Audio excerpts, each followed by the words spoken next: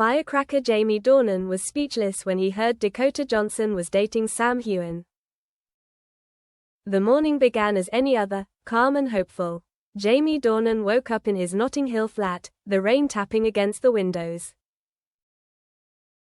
Everything was familiar: the espresso, the old jazz playlist, the faint light of sunlight filtering through the curtains. But everything changed in a single moment. He was swiping through his phone, scrolling through emails and text messages, when his eyes landed on a bold headline from an online newspaper. Fire Dakota Johnson and Sam Heughan go official in Paris. He didn't read it right away. It was as if his brain refused to process the information. The photo that appeared at the top of the article, Dakota in a cream fur coat, her hand clasped tightly in Sam Heughan's, the Scotsman with the soft eyes and smile that made the world go crazy. Jamie was stunned, not because Dakota was dating someone, but because it was Sam. In Jamie's mind, everything was in chaos. Dakota and Sam, the girl he had been playing the mistress for 3 years, and the man he had considered a close brother in the industry. It was all so sudden. Jamie felt his heart slow down, beat by beat. The whole apartment suddenly became strangely quiet, even though the jazz music was still playing. He put down the phone, walked to the window, and looked down at the rain-soaked street.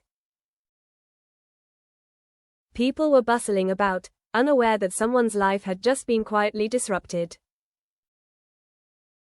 They, Jamie and Dakota, were an iconic couple.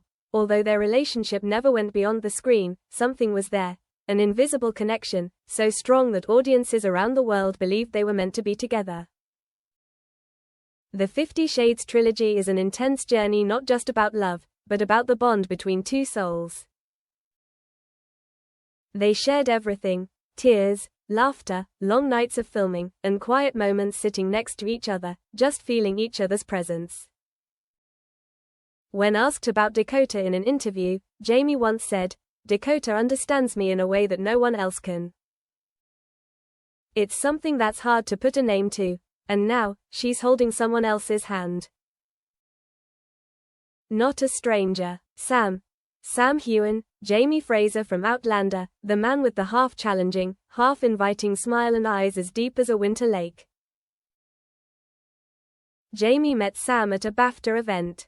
They drank Scotch whiskey, laughed about the awkwardness of the scenes, and shared the feeling of being labeled a sex symbol in the public eye. Jamie even invited Sam to his house to play mini-golf with his friends. Dakota met him too. They shared a glass of wine, laughed about Sam's thick Scottish accent, no one expected. Jamie remembered a night backstage in Rome. Dakota, in a red velvet dress, had turned to him and whispered, "If we hadn't been actors, I don't think we would have met." Jamie chuckled at that. "And if we had, I certainly wouldn't have noticed a shy guy like you." Dakota looked at him for a long moment, then said, "Wrong. I'd still be looking at you." All those memories came flooding back like a storm. No one had taught him how to deal with this feeling, a kind of hurt that had no name, no shape, no right to exist. He and Dakota weren't in love, at least not out loud. But there were some things that didn't need words. Jamie felt a lump in his throat, speechless. He opened the article again. Read each line slowly. Sam Heughan and Dakota Johnson were spotted holding hands in Le Marais, Paris. A source says they've been secretly dating for almost 4 months, after meeting at a New York premiere. Jamie reread that line 3 times. 4 months?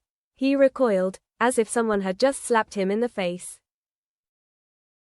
4 months. In those 4 months, Dakota had texted him, called him occasionally, sent him silly cat pictures or funny TikTok clips.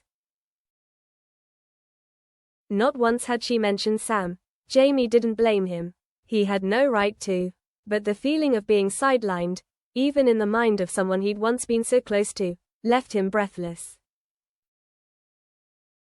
At noon, His phone rang. The name flashed on the screen. Dakota. Jamie stared at the screen. Didn't pick up. The ringer went off. A message popped up. You must have seen it. I don't know what to say. But I think you deserve to hear it from me, not the press. I'm sorry. Jamie held the phone for a long time. He typed, I'm fine. I hope you're happy. Then deleted it. Rewrote, it's okay.